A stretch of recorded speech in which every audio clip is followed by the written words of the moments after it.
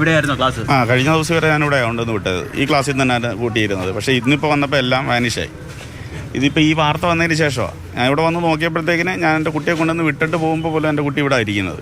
കഴിഞ്ഞ വെള്ളിയാഴ്ച അല്ല, അതിന് വ്യാഴാഴ്ച വരെ ഈ ക്ലാസ്സിലായിരുന്നു. ഇപ്പോൾ പെട്ടെന്ന് ന്യൂസിലകത്തും കാണുന്നതെന്ന് വെച്ച് കഴിഞ്ഞാൽ ഈ ക്ലാസ്സിനകത്ത് കുട്ടികളെ ആരും ഇരുത്താറില്ല, ഇത് അപകട ഭീഷണിയുള്ളതാണ് എന്നൊക്കെ പറഞ്ഞു. അതൊക്കെ ചുമ്മാ വെറുതെ കള്ളം പറയുന്നതാണ് അതൊക്കെ.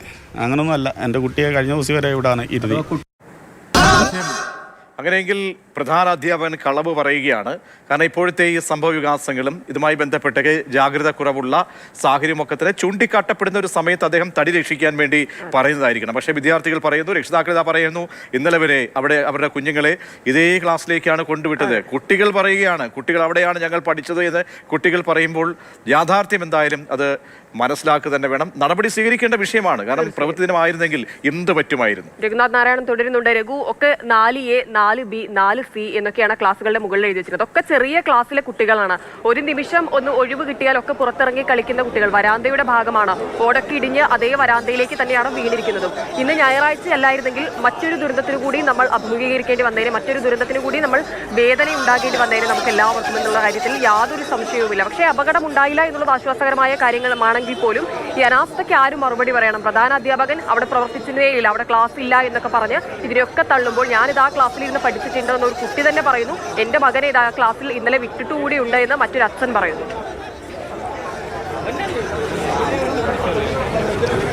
അതെ, അപകടമുണ്ടായില്ല, പ്രവൃത്തി ദിവസമായിരുന്നില്ല എന്നുള്ളതാണ് ആശ്വാസകരമായ കാര്യം. സ്വാഭാവികമായിട്ട് തന്നെ കുഞ്ഞു മക്കളാണ്, അവർ ഈ മുറ്റത്തൊക്കെ കിടന്ന് ഓടുന്ന സമയമായിരിക്കാം. അങ്ങനെ ഒരു സമയത്താണ് അപകടമുണ്ടായിരുന്നെങ്കിൽ കുട്ടികളുടെ ദേഹത്തേക്ക് ഓടും പട്ടികയിലുമൊക്കെ ഉരുണ്ട് വീഴും എന്നുള്ളതാണ് യാഥാർത്ഥ്യം. എന്ന് മാത്രവുമല്ല, 2 വർഷത്തിലധികമായി ഈ കെട്ടിടത്തിന് ഫിറ്റ്നസ് ഇല്ല. ആ ഫിറ്റ്നസ് ഇല്ലാത്ത കെട്ടിടത്തിലാണ് സ്കൂള് പ്രവർത്തിച്ചിരുന്നത്. പക്ഷേ ആ സ്കൂളിലെ ഉള്ള അധ്യാപകരെ നമുക്ക് ആ വിഷയത്തിൽ കുറ്റം പറയാൻ വേണ്ടി കഴിയില്ല. കാരണം ഈ സ്കൂളിൽ 1000-ലധികം വിദ്യാർത്ഥികളുണ്ട്. അത്രയും വിദ്യാർത്ഥികൾക്ക് ഇരിക്കാനുള്ളൊരു അടിസ്ഥാനപരമായ സൗകര്യം ഈ സ്കൂളിലില്ല എന്നുള്ളതാണ് യാഥാർത്ഥ്യം. അപ്പോഴും 3 വർഷം മുൻപ് ഒരു പുതിയതായൊരു കെട്ടിടം പണിഞ്ഞു തുടങ്ങിയിട്ടുണ്ട്. അത് 3 വർഷത്തിനിപ്പുറവും പൂർത്തീകരിക്കാൻ വേണ്ടി കഴിഞ്ഞിട്ടില്ല. ഓണപ്പരീക്ഷ കഴിഞ്ഞ് പുതിയ കെട്ടിടത്തിലേക്ക് മാറാൻ കഴിയും എന്നുള്ളതാണ് കുട്ടികളോട് പറഞ്ഞിരിക്കുന്നത്. നമുക്ക് ആ ദൃശ്യങ്ങളിൽ നിന്ന് കാണാം എത്രത്തോളം അപകടകരമായ രീതിയിലാണ് ഈ കെട്ടിടം ഇടിഞ്ഞ് താഴേക്ക് വന്നിരിക്കുന്നത്. കാരണം ഇതിൻ്റെ മുകളിലത്തെ ഉത്തരവും കഴിക്കോലുമൊക്കെ അത്യാവശ്യം ജീർണിച്ച അവസ്ഥയിലാണ്.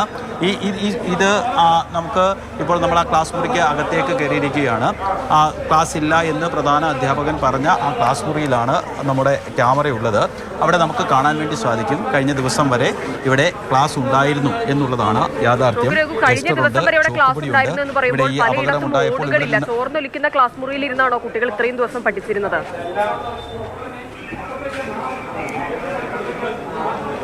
ഓടുകളില്ല എന്ന് നമുക്ക് പറയാൻ വേണ്ടി കഴിയില്ല. ഓടുകളൊക്കെ ഉണ്ട്, പക്ഷേ ഇതിൻ്റെ തടിയൊക്കെ വളരെ മോശം ജീർണിച്ച അവസ്ഥയിലാണ് ഉള്ളത്.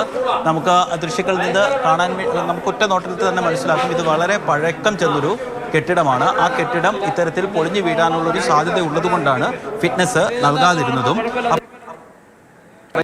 അല്ലെങ്കിൽ മാസ്റ്റർ പറയുന്നത് പോലെ അങ്ങനെ ഒരു ക്ലാസ് ഇല്ലാത്ത അവസ്ഥ ആയിരുന്നില്ല. ക്ലാസ് ഉണ്ടായിരുന്നു.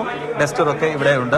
ഇതിൽ നല്ല പൊടിയൊക്കെ ഉണ്ട്. സ്വാഭാവികമായിട്ട് തന്നെ ഇത് കഴിഞ്ഞ ദിവസങ്ങളൊക്കെ ഉപയോഗിച്ചത് തന്നെയാണ്. അത്തരത്തിൽ ക്ലാസ് പ്രവർത്തിച്ചു കൊണ്ടിരുന്ന സ്ഥലം തന്നെയാണ് ഇതെന്നുള്ളതാണ് യാഥാർത്ഥ്യം. നമ്മൾ ഈ പറയുന്ന സാഹചര്യം എന്നത് കാരണം കുട്ടികളാണ്, കുഞ്ഞുങ്ങളെ സംബന്ധിച്ചോളം അവര് പ്രവൃത്തി ദിവസമാണെന്ന് സങ്കല്പിക്കുക.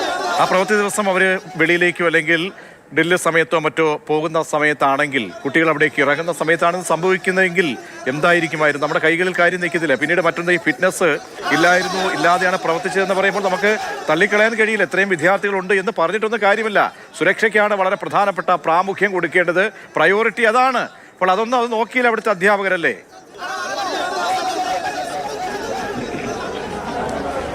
അതിൽ നമുക്ക് എങ്ങനെയാണ് അധ്യാപകരെ കുറ്റം പറയാൻ പറ്റുക? അവർക്ക് ഉള്ള സൗകര്യത്തിലല്ലേ കുട്ടികളെ പഠിപ്പിക്കാൻ വേണ്ടി കഴിയുള്ളൂ. അതിൽ അധ്യാപകർക്ക് ആ സൗകര്യം ഒരുക്കി കൊടുക്കേണ്ടത് ഭരണകൂടവും മറ്റ് സംവിധാനങ്ങളുമാണ്. ആ സിസ്റ്റമാണ് യഥാർത്ഥത്തിൽ തെറ്റുകാർ. കാരണം ഇവിടുത്തെ അധ്യാപകർ സർക്കാർ അധ്യാപകരാണ്. അവർ സ്വാഭാവികമായിട്ട് തന്നെ പഠിച്ച് ജോലി മേടിച്ച ആളുകളാണ്.